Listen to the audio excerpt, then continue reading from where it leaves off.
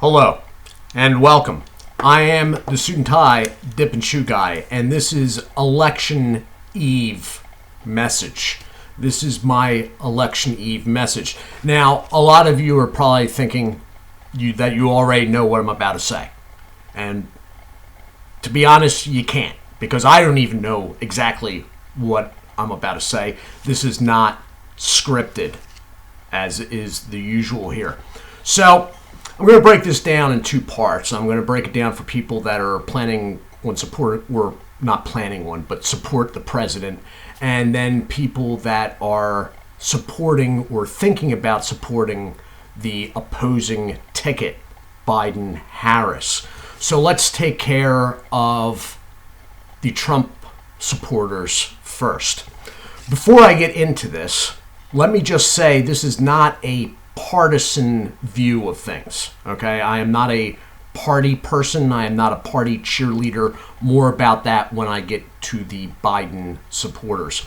So, Trump supporters, I personally believe that things look very, very good, okay? I think there is a hidden Trump vote out there that polls are not picking up again. And I believe he is well on his way to being reelected. That said, and this being the important part of the message to you, do not take his reelection as a given. Do not get sort of like, well, it's raining outside. I don't know if I really feel like driving over to the polling. No, don't do that, okay? Do not do that. Technically speaking, any state that had early voting or mail-in voting, the Democrats, the Biden-Harris ticket is already technically ahead. It's just the way it is. Republicans, in this case Trump supporters, their power is on actual election day. They're not so much big into early voting and mail-in voting. Their big kick, the way they get things done, is showing up and voting in person on election day. Now, it is 5 minutes after midnight, so we are technically into the 3rd of November. Election day is today. So, don't take his reelection as a given.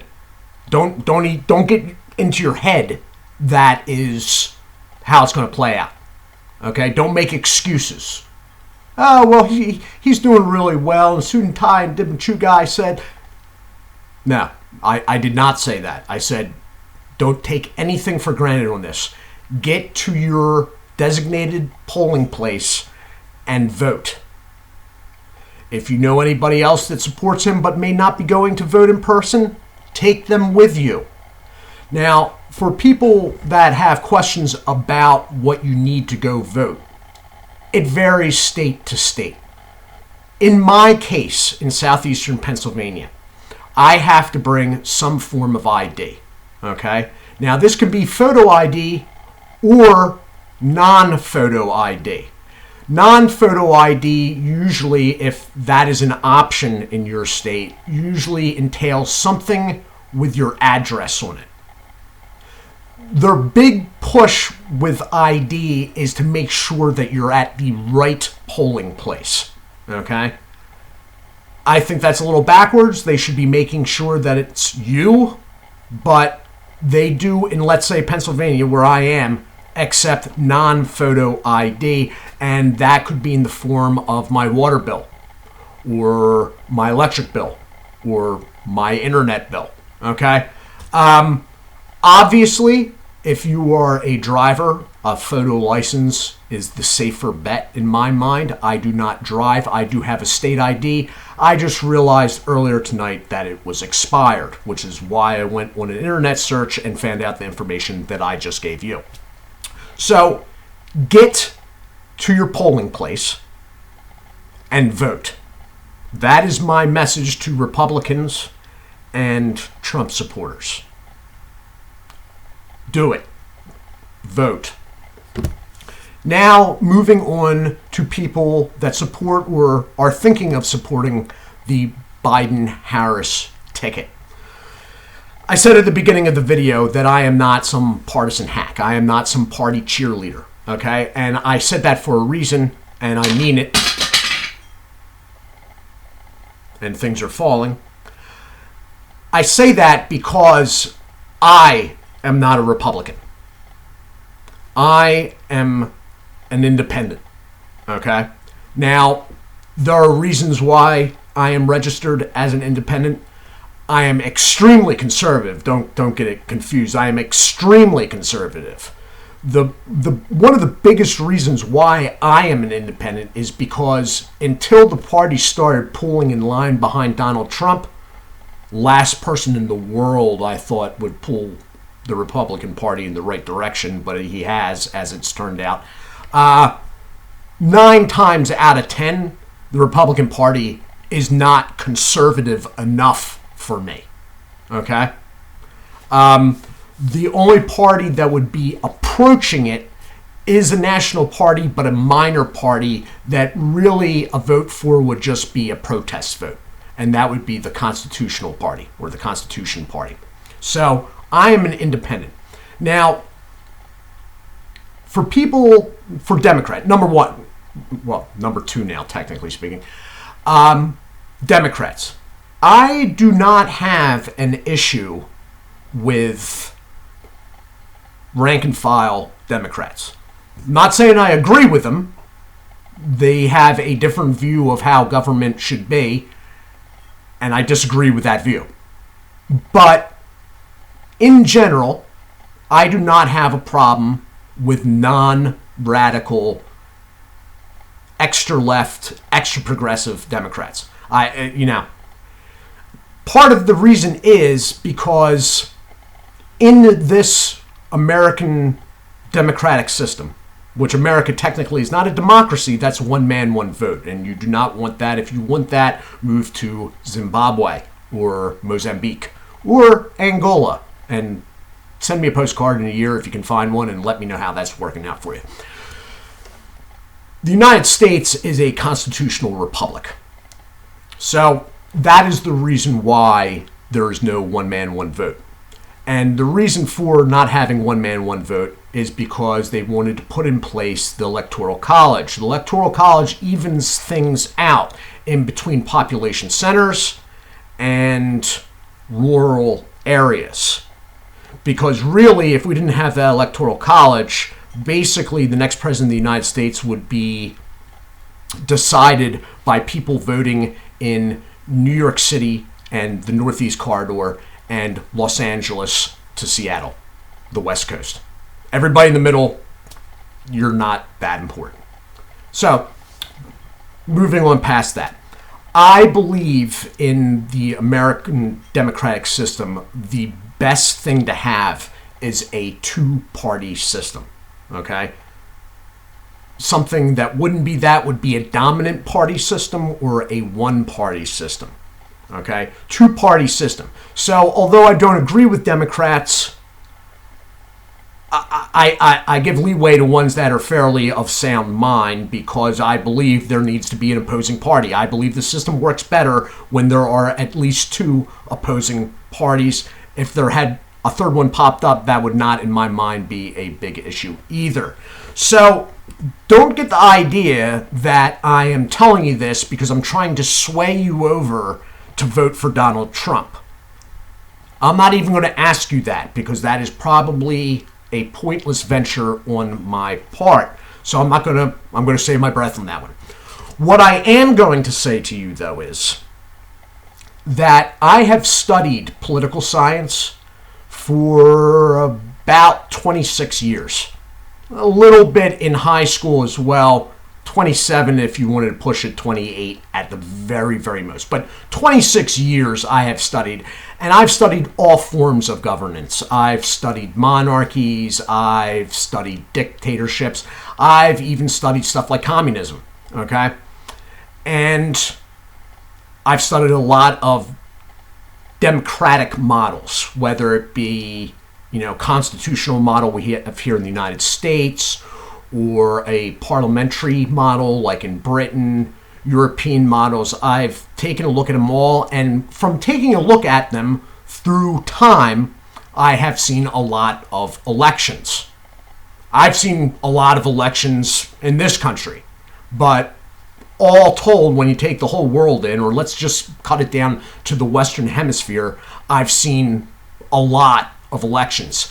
And I am telling people that are thinking about voting for Biden right now, I have never, in all my time, 26 years, seen a ticket as dangerous as the Biden-Harris one. I'm not asking you to vote for Trump, but you want to seriously think about whether you're going to vote for Biden. And I say this because it's almost too much to cover how things could go wrong with a Biden presidency. Okay?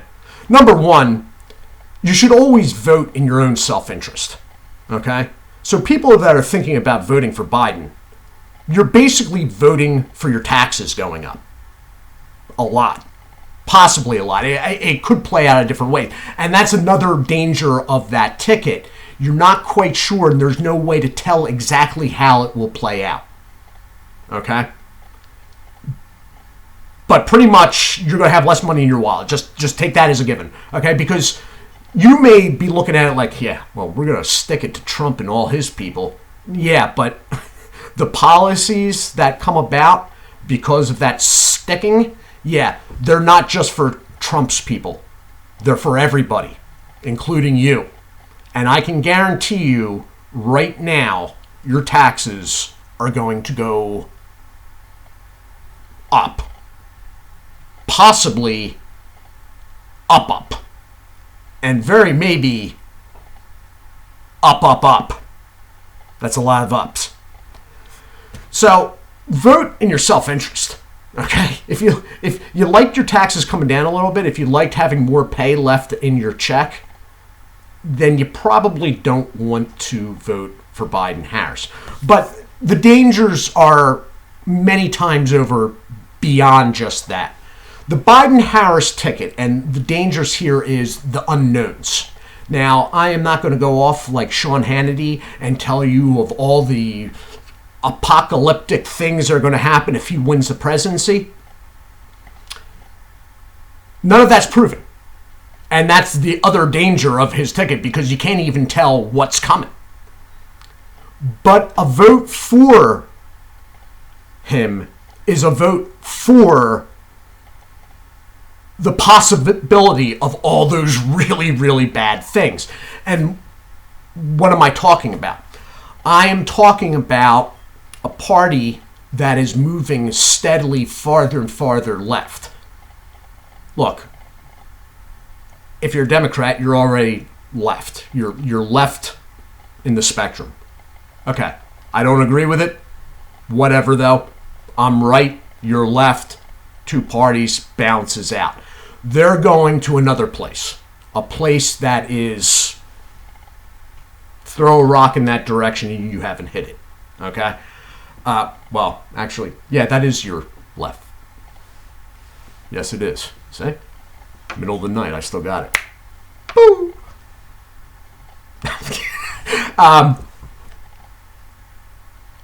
But the party as the whole is, and Biden is fading. Now, I don't know if you see the same stuff I do because I don't watch mainstream media. Biden is having definite cognitive issues of the serious sort. Well, how would Suit&Tie, Dip&ChewGuy? Because my mother had Alzheimer's. And what I am seeing in him is along the lines of her early to mid stages. Am I saying that he has Alzheimer's? No. It could be something else. It could be dementia. Okay? It could be any number of things. But it's not good. Whatever it is, it's not good. Hopefully, it does not turn out to be fatal. Biden is not going to be running the White House if he wins. Okay? He's just not. He's not going to be able to. He does not have the energy or stamina to do that. It's not going to happen. I hate to say this, but I would be very surprised by the next presidential election if Biden is still alive. Okay? But it won't take him dying in office. He may be in as the head, as the person that is the face of it for a little while, but he will at no time from the get-go first day onward be running the White House or the government or anything. He will not be the executive except for the face they put out in front of the newspapermen. Okay? Which means most likely the actual executive will be Kamala Harris. And I will let you look up some of her stances on things over the years for yourself. She is basically in line with Bernie Sanders, AOC, and the +3 squad. Okay, these are people that are not even really Democrats. They are under the Democrat umbrella so they can get a hand in Democrat Party funding for campaigns and whatnot. But these are self-described socialists. These are far left. And besides the part that you don't know what they're going to do or who's going to be running things, the biggest thing in my mind is they are now, right now, have been for months, laying the groundwork for dominant party system. So, why do I say that? You've most likely heard about court packing. What court packing is, right now there is a 5-4, or rather 6-3, majority conservatives in the court. Conservatives in the Supreme Court are constitutionalists. They determine outcome of law via what the Constitution says in a direct manner. Whereas liberal justices interpret the Constitution as to how they feel it fits into the modern sense. They're activists. They want to pack the court. That means, okay, there's 6 conservatives and only 3 liberal judges. We're going to add 4 more justices, and Joe Biden's going to get to pick them all. Now, there's 6 conservatives and 7 liberal. But they probably won't go that. They'll probably even go farther. They'll probably add 6. So now there's 9 liberal and 6. Basically, they seal up the Supreme Court for the next 30 years liberal biased. Okay? That's important to the extreme left, because they need that court in place, because what laws they can't get past the American people through Congress, they plan on putting and legislating through the Supreme Court. It'll sort of be like a liberal super legislator where the members are all lifetime and don't get voted for it. Basically, that way they can do what they want and they don't really need to worry about what you think. And when I say you, I mean Democrats. They can go as far left as they want. So the next thing they want to do, besides packing the court, they want to add Washington, D.C. and Puerto Rico, one or both, as states. What will this do? Well, it will flood both of those places with more federal funding, which will make the people thank whoever made them states, which is the Democrats, which will then basically, they have the feeling, give them 2 and 2 more Democratic senators, giving them full control of the Senate with higher than normal majority. Okay? While this is all going on, now they have the Senate and they have the court. They have 2 branches of government already. There's one left. It is the executive branch. That's a simple. They legalize or give amnesty to half of the illegal immigrants in this country. The thinking being that those immigrants will then obviously vote Democrat. So there's about 22 million illegals in the United States of America at this time. If they give 11 million of them amnesty, they basically secure themselves winning every presidential election from here to who knows when. Most of the illegals are Latinos. They tend to have more children than, let's say, European white Americans and African Americans. So not only do they have the 11 million right off the bat as Democrat voters, they also have their children in 18 to 25 years as even more Democrat voters. Keeping in mind, and this is very important, the biggest landslide election in U.S. presidential history, the biggest one ever, was decided by only 17 million votes. Biggest landslide ever. So you do the math on that. The biggest one-sided win ever, the winner only had an extra 17 million votes. Well, the Democrats are ready on like day 2 of the Biden presidency to legalize 11 million. Now they got the executive branch locked up. So what you have in the end is them controlling the court, the high court, the Senate, the legislative branch, and the executive branch. For basically, at the very least, next 30 years. At that point, you Democrats, think about this, they don't really need you anymore. They will just start moving from group to preferred group, and not by doing so, whether it be the 11 million new Latinos, or maybe bounce back a little bit to the African American community if they think it fits their purposes, or they can go over here to this other designated group. They'll just sort of bounce around, and really none of those groups will really have too much sway over them because they don't need any individual group. They got it locked up already. Basically, hey, we are the one party, the dominant party, and that's a dominant party system. Basically, the dominant party doesn't really need to listen to their own voters anymore because they don't need any certain section of those voters. Then there's the one-party system. Once you open up the dominant party system, then you just have legislation to do to make it a one-party system. So basically, that is the Democrat president writes up a bill and sends it through the Senate to outlaw the other party.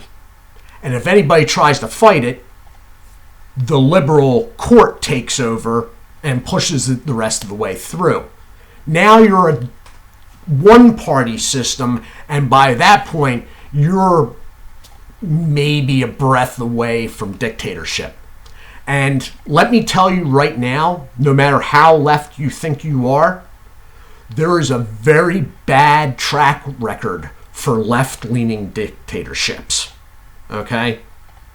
You don't even want to know. So, for people that are thinking about voting Biden-Harris, keep everything I just said in the last, 15 minutes in mind. Because it's real, and basically, you are voting to lose more money and voting to lose, or possibly lose your voting voice, basically. And that is just some of the dangers involved. So, I mean, you're going to vote how you're going to vote. And as I said, I'm not trying to swing anybody over to vote for Trump. He's got an abrasive style that a lot of people don't like. Tell you the truth, I don't overly like it. But see, personally me, I do not look at, this is not a popularity contest, okay? I look at policy. What is he doing? What has he done? What is he promising to do? Okay? What is Joe Biden promising to do? What is he backtracking off of the next day? What's he going back to depending on who he's in front? This is the facts about Trump. One, everything the media has said about him is basically a lie. It just is. Whether you like the guy's style or not, it's basically a lie, and I will disprove and debunk anything thrown at it that somebody heard on CNN CNN or MSNBC or ABC, CBS, NBC. Basically, it's all a lie. Forget what you think you know. You don't. 2, as far as presidents go, he's kept a lot of promises. There are Republicans that say that he's kept all of them. I have not fact-checked that myself, really.